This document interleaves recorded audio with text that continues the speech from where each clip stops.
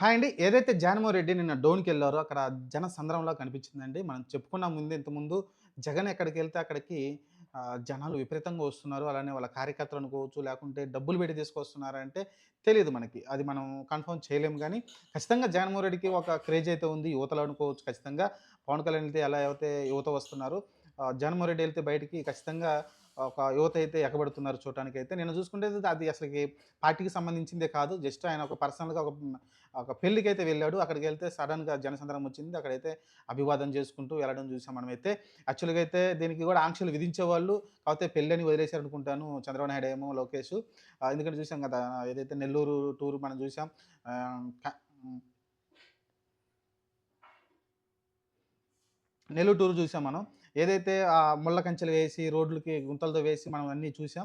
ఇక్కడ చూసుకుంటేనేమో పెళ్లి కాబట్టి పెద్దగా దీనికి పట్టించుకోలేదనుకుంటాను. చూసుకుంటే మీకిక్కడ విపరీతమైన జనాలు రావడం చూసాం మనమైతే. ఇది మొన్న చెప్పినట్టు చంద్రబాబు నాయుడు గారు అన్నది వీఎఫ్ఎక్స్ గ్రాఫిక్స్ తోటి మొత్తం అన్ని క్రియేట్ చేస్తున్నారు. అసలు జనాలు లేరు అక్కడ అని చెప్పారు. మరి ఇక్కడున్న జనాల్ని ఎలా చూపిస్తారో అర్థం కావట్లేదు. ఒక సంద్రంలాగా అయిపోయింది. ఒక సముద్రంలాగా కనిపిస్తుంది అక్కడ చూస్తే జనాల్నందరిని కూడా ఆ డ్రోన్‌లో చూసుకుంటే. మరి ఖచ్చితంగా ఒకటి ఒప్పుకొని తీరాల్సిందే అని చెప్పి మళ్ళీ అదే చెప్తున్నా. కూటమి గవర్నమెంట్ ఇప్పుడు ఏదైతే చంద్రబాబు నాయుడు, లోకేష్ ఉన్నారో వాళ్ళు ఖచ్చితంగా ఆయన మనానికి ఆయన వదిలేస్తే బావుంటుంది. వీళ్ళు ఎంత రెచ్చగొట్టే కొద్దీ వాళ్ళు ఇంకా రెచ్చిపోతారు వాళ్ళ కార్యకర్తలు, అభిమానులు. అదే రుజువవుతా ఉంది రోజు రోజుకి కూడా. ఖచ్చితంగా జగన్‌కైతే జనంలో చాలా ఆదరణ ఉందండి.